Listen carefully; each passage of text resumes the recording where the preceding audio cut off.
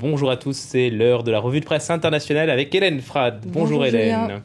On commence avec la radicalisation du conflit en Syrie. Oui, cette radicalisation serait due en partie à l'isolement de la rébellion. C'est en tout cas ce que disent les insurgés ce matin dans The International Herald Tribune. Faute de soutien extérieur, ils subissent aujourd'hui la montée en puissance des islamistes radicaux, qu'ils soient syriens ou étrangers d'ailleurs. Ce que les rebelles disent également, c'est que certains des leurs ont fini par adopter le discours islamiste tout simplement parce que ce discours est le discours qui permet de capter les soutiens, notamment financiers. Comme une ironie du sort, écrit le journal, le pourrissement du conflit et l'abandon des insurgés à eux-mêmes sont en train de donner raison a posteriori à Bachar el-Assad, le président syrien qui expliquait au début de ce conflit que l'insurrection n'était surtout le fruit d'une manœuvre étrangère destinée à déstabiliser la Syrie. Le journal The Guardian s'est rendu quant à lui dans la ville de Moassen, c'est dans l'est du pays. Il a pu rencontrer quelques-uns de ces djihadistes étrangers qui sont appelés Al-Ghuraba, les étrangers, des hommes qui essayent de dissimuler leur présence, disent-ils, pour ne pas se transformer en prétexte pour Assad ou pour les Américains. Ils affirment travailler en liaison étroite avec les commandants de l'ASL, l'armée syrienne libre, dont ils critiquent toutefois le manque d'organisation, tout en assurant qu'elle peut compter aujourd'hui sur l'aide d'islamistes venus du Yémen, d'Arabie Saoudite, d'Irak et de Jordanie.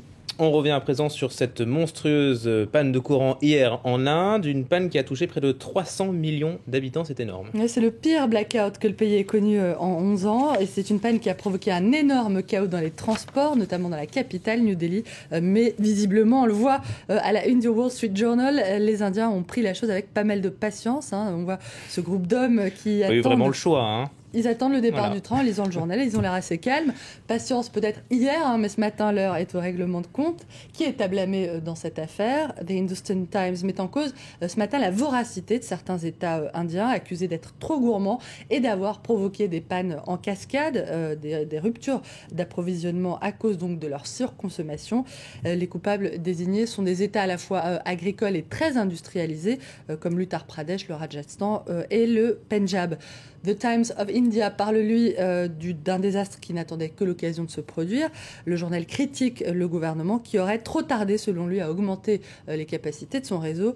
L'Inde qui, on le rappelle, dépend aujourd'hui essentiellement du charbon et qui voudrait faire passer la part du nucléaire de 3% à 25% d'ici 2050. On parle maintenant des Jeux Olympiques de Londres, évidemment. Un record qui fait polémique. Ça se passe aux 400 mètres 4 nages, c'est bien ça. Et Absolument. c'est la nageuse chinoise Yi Shiwen. Oui, ça suscite la controverse parce que cette toute jeune fille de 16 ans a pulvérisé samedi le record du monde d'une petite seconde. Mais ce qui est surtout remarquable, c'est qu'elle a nagé son dernier 50 mètres plus rapidement que Ryan Lochte, qui est la star américaine de l'Aquatic Center. Si elle avait été là avec moi, elle m'aurait peut-être battue, a déclaré le nageur. Une femme chinoise qui fait mieux qu'un homme américain, ça ne pouvait pas passer inaperçu. Le patron des entraîneurs américains, John Leonard, a d'ailleurs fait ce commentaire. Dans notre sport, à chaque fois que nous voyons quelque chose d'incroyable, entre guillemets, l'histoire nous montre tôt ou tard qu'il y avait quelque chose à voir avec le dopage. Je cite, les 100 derniers mètres de Yi Shiwen sont une réminiscence de quelques anciens nageurs de l'ex-Allemagne de l'Est, je cite toujours, ce qui a provoqué du coup cette autre déclaration, cette fois du président de la commission médicale du CIO, le Comité international olympique, soupçonner quelqu'un immédiatement d'avoir fait quelque chose parce que cette personne a réalisé une performance extraordinaire, c'est triste pour le sport olympique. Fin de citation. Yi Shiwen, Julien, qui est la super favorite du 200 mètres 4 nages dont la finale se déroule ce soir et je vous propose, moi, de juger par vous-même. En tout cas, les Jeux font polémique cette année. Merci beaucoup Hélène Frad, c'était la revue de presse.